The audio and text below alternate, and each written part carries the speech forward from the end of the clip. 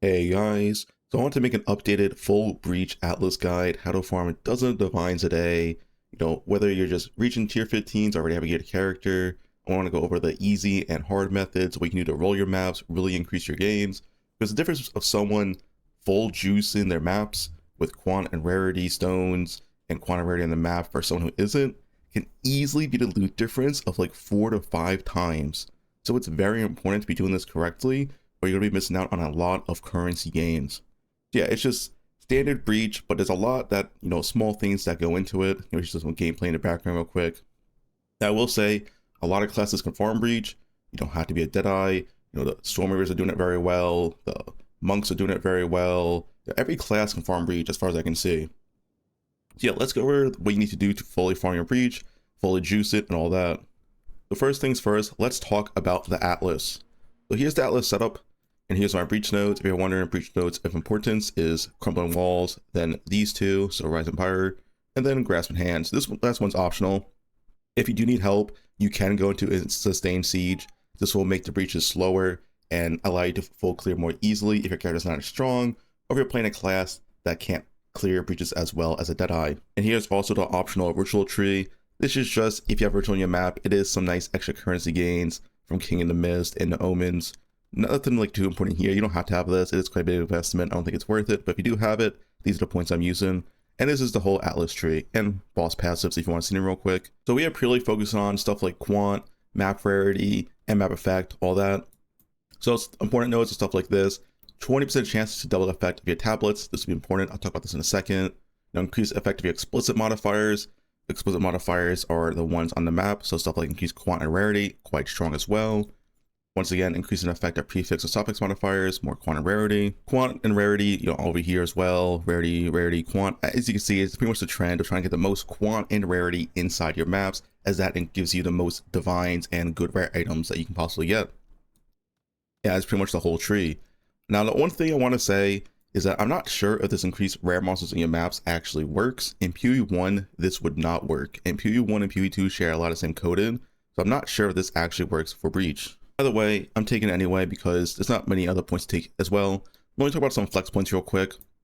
So this one quant point right here can be put into the tier stone for waystones. This can be very strong because the more waystones you drop, the better rolled maps you can have. If you can't reroll your maps, you just alch and hope it has good mods.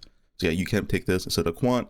And also these 2 points right here, so these 2 quant nodes can be taken. So I believe what local knowledge does, it shifts the weightings of the drops, meaning you would only ever want to take this when you're doing a swamp or water biome map. Because if you're doing a mountain biome map and you're shifting the weightings to gold drops, that means you're going to get less basic currency and less jewels and all that. And so that's just really, really bad. So yeah, I think you would only ever take this if you want to max it is when you're doing, water and swamp biomes. It's unspec at these 2 quant nodes and then spec into here for the increased chance to drop basic currency. I believe that's how it works. I could be wrong on this. Yeah, that's it for the Atlas. Let's talk about how you actually juice your map. So as you know, you can't really roll your maps in PoE2 like you can in PoE1, but there are ways to vastly increase your gains. What you will do is essentially take a bunch of white maps and just alch them and hope they have good prefix. I want to talk about the best prefix you can have in your maps. So if you hold down Alt, you can see the prefix and suffix. It's kind of like hidden, kind of hard to see, but you can see it right there. So essentially, the best prefixes you only want to run on your maps is going to be increased rare monsters, increased quant / rarity, it's a hybrid mod, and straight up increased rarity. These are the 3 best, and also rare monsters have wonders for modifier is also pretty good. But yeah, these are the 3 best ones, and the 4th one is also quite good. And then if you do want to run more maps, like you don't have enough of these, you can also do increased number of monster packs, although this is the weakest one, as I'm unsure if this actually affects the breach itself, and the breach itself is like, the vast amount of loot in your map. How you would do this, essentially, you just have a, your dump tab of waystones, you take out all your waystones, you'll alch them all individually, use a regex, I'll post on the regex below, and then you'll only run these type of maps. Any map does not have these modifiers, you just either vendor them, you can sell them, you can 3-to-1 them with a reforged bench to reroll the modifiers, right? Whatever you do, you don't run them though. You can also corrupt them, determine the tier 16s and try to sell those.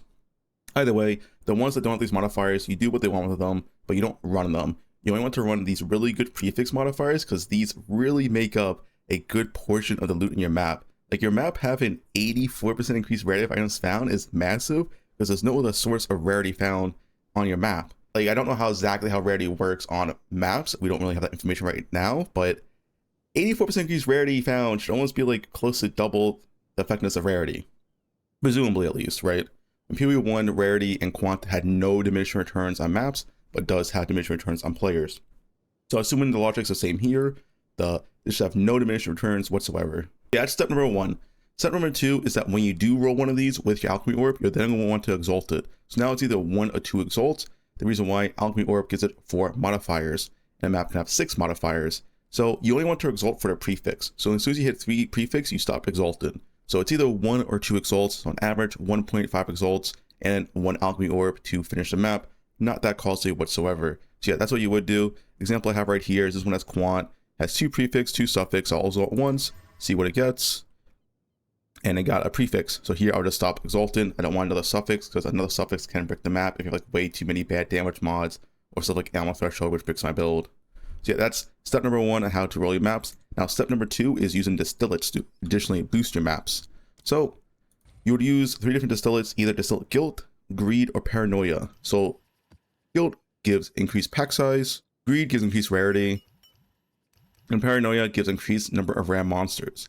Now the one thing I want to say, I'm not sure if this affects breach. Once again, in PvE1 terms, this would have no impact on breach whatsoever, the increased number of rare monsters. The increased rarity would, but yeah, this increased number of rare monsters wouldn't. Either way, you want to use one of these 3. I'm not really sure which one's the best. Do try all 3 for yourself. Paranoia is the most expensive. It's the most rare one. It's 3 exalts each. Guilds are like less than 1 exalt each, and greeds are a little bit over 1 exalt each. So if you do want to go for the cheapest one, just use guilds.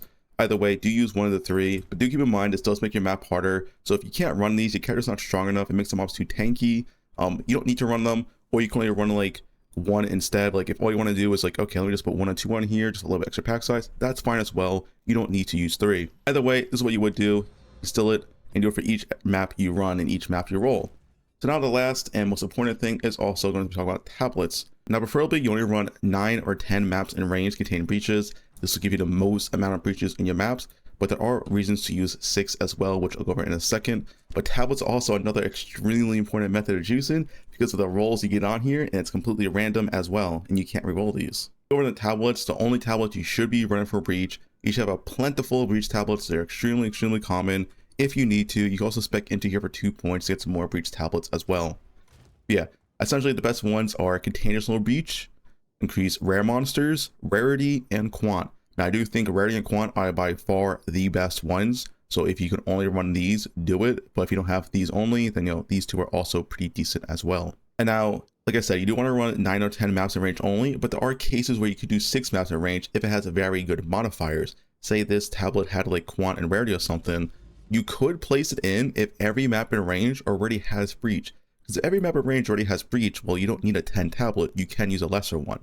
And then of course, all the ones that don't have these modifiers, once again, you can go to the reforge bench, push 3 in, reforge, you can get 1 random back.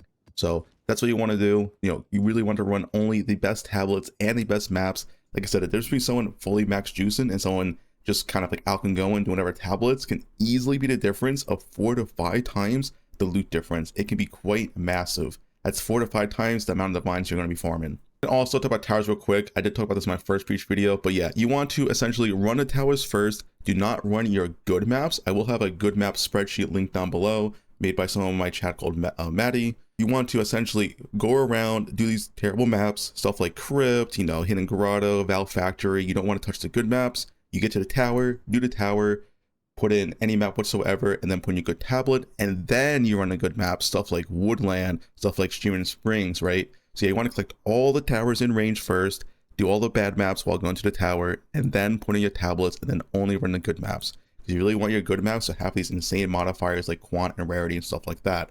That's how you run your tablets, how you run your towers, and all that. If you have any questions, feel free to comment below, but I think I explained everything here, everything you need to know about juicing and how to actually get the most out of your maps. It is quite massive in PvE2 as it is in PvE1 as well. Also, running your character is a great help, but it's not needed.